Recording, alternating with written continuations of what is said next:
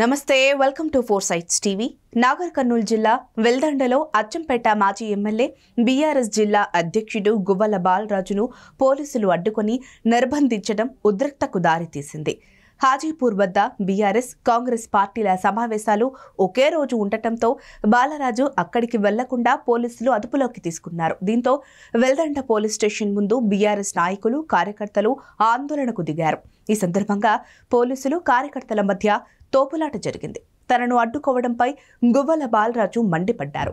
CM Revanth Reddy పుట్టిన నియోజకవర్గంలో ఇలా జరగటం తగదని, ఇలాంటి దుర్మార్గాలను నియంత్రించడంలో సీఎం విఫలమయ్యారని విమర్శించారు. రేవంత్ రెడ్డి గారు అచ్చంపేట నియోజకవర్గ ఓటర్ స్థానికుడు.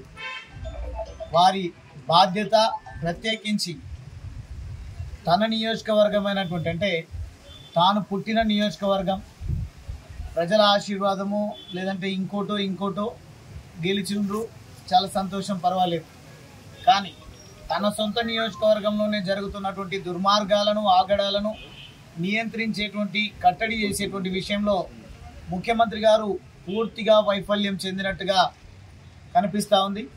ఈరోజు అచ్చంపేట శాసనసభ్యులు కూడా పూర్తిగా నియంత్రణ కోల్పోయి తనకున్నటువంటి క్యాడర్ను కంట్రోల్ చేయలేనటువంటి స్థితిలో వారు విచ్చలవిడిగా ఎన్నికల కంటే నెల 2 నెలల ముందు పూర్తిగా తాగుడుకు బానిసై తాగుడుకు అలవాటు పడి విచక్షణ లేకుండా ఎన్నికల సందర్భంలో కానీ ఇప్పుడు కానీ దాడులకు పూనుకోవడం, ఈరోజు అదే రకంగా తన క్యాడర్ దాడులు చేయాలనే ఒక దుర్మార్గపు బుద్ధితోన హాజీపూర్ చౌరస్తా అంటే అచ్చంపేట నియోజకవర్గం అచ్చంపేట మండలం హాజీపూర్ చౌరస్తాలో గుమిగూడిందని, ఆ గూండాలందరూ కూడా అక్కడ ఏదో చేస్తారనే భయంతోన ప్రయర్ ఇన్ఫర్మేషన్తోన పోలీసు వారు మమ్మల్ని ఆపినట్టుగా చెప్తా ఉన్నారు. కానీ ఇది ఎట్టి పరిస్థితుల్లో ఉపేక్షించే విషయం కాదు.